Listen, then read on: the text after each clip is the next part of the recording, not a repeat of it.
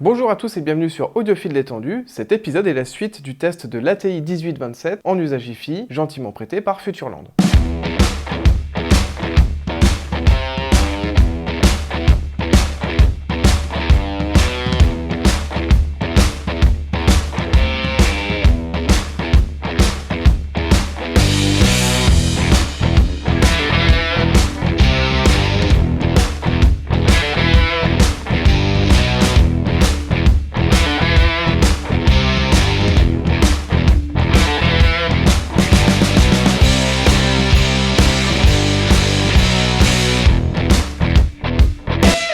Aujourd'hui, on s'attaque à son test dans une configuration multicanal. Vous allez nous dire, mais on est sur Audiophile détendu, pourquoi on parle d'une installation home cinéma, et pourquoi pas? On fait une petite aparté, mais pour ceux qui ne sont pas au courant, on a des pages Facebook, dont une qui s'appelle Cinéphile détendu. Et cette vidéo leur est un petit peu dédiée. Donc du coup, de temps en temps, on fera des petits tests de produits home cinéma. Mais des trucs bien, hein, comme aujourd'hui. Avant de débuter notre test, on vous conseille vivement d'aller voir la vidéo du test en Hi-Fi pour tout l'aspect technique autour de ce bloc de puissance ATI 1827. Aujourd'hui, on arrive sur un terrain où, contrairement à la Hi-Fi, il y a des normes, et donc notre test respecte autant que possible la norme THX. Avant toute chose, du coup, on va vous parler de cette norme. Les enceintes utilisées pour ce test ne pouvant pas descendre à 20 Hz, la norme recommande une fréquence de coupure à 80 Hz en small pour tous les canaux. Dans cette configuration, le spectre sonore sous 80 Hz sera envoyé au caisson. Le canal LFE est coupé à 120 Hz, c'est la norme pour ce canal. Et comme nous sommes dans une configuration 5.1.2, les enceintes Atmos sont, elles, disposées au centre au-dessus de l'auditeur avec un angle de 65 degrés par rapport au point d'écoute. Le réglage des niveaux a été réalisé avec un micro de mesure et le logiciel Roux. Nous avons fait le choix de ne pas utiliser la correction Odyssey de l'ampli pour avoir le résultat le plus neutre possible. Seul le caisson a été corrigé avec son correcteur paramétrique intégré et le logiciel Roux. Côté matériel pour ce test, on retrouve un ensemble Cabas avec des archipels 13 ICD au plafond. Dire qu'on va dédier un bloc de 200 watts pour un si petit haut-parleur.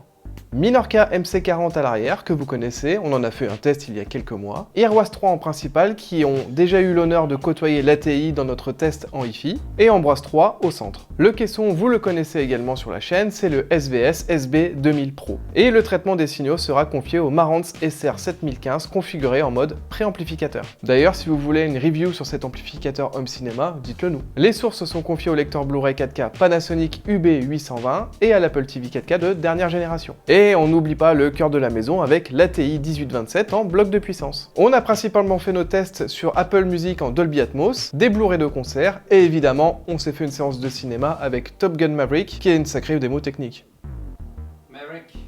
Maverick?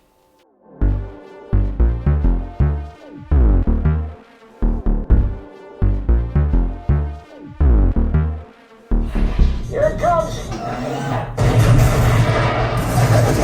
Radar warning! Smoke in the air, please! Break right! Emergency jettison! Jettison your face! Here goes another one!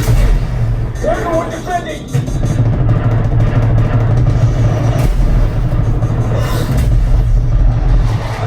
Booster status!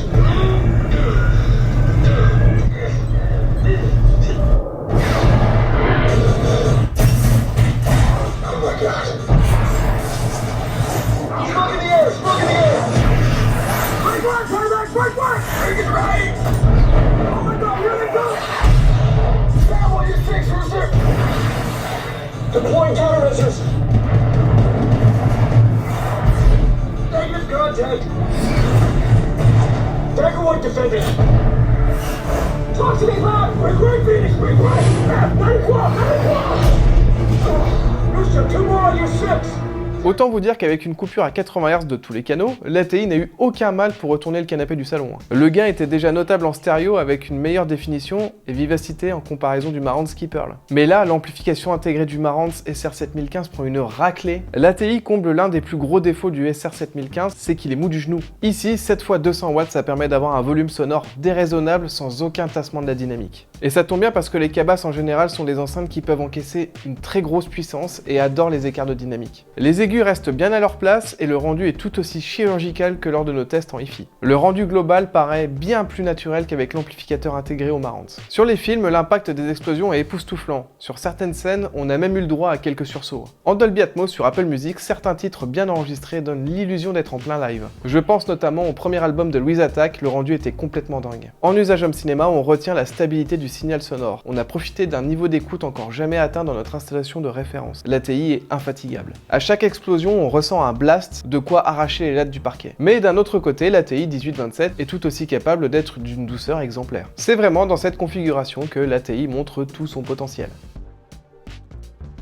Parlons des choses qui fâchent. Déjà la consommation, on en a parlé dans la vidéo précédente, mais par les temps qui courent, c'est pas super bien vu, surtout avec cette canaux utilisée à pleine balle. La chaleur, si vous avez des enceintes pas faciles en impédance, ça chauffe vraiment. En home cinéma, il est primordial de bien aérer le 18-27. Ici, en plein été, on a facilement pris quelques degrés en regardant un film de 2h30, et il était posé en plus au sol sans rien autour. Mais ces défauts sont contrebalancés par le plaisir d'écoute. Comme on vous a dit, la dynamique est le gros point fort de cet ampli, il est indestructible.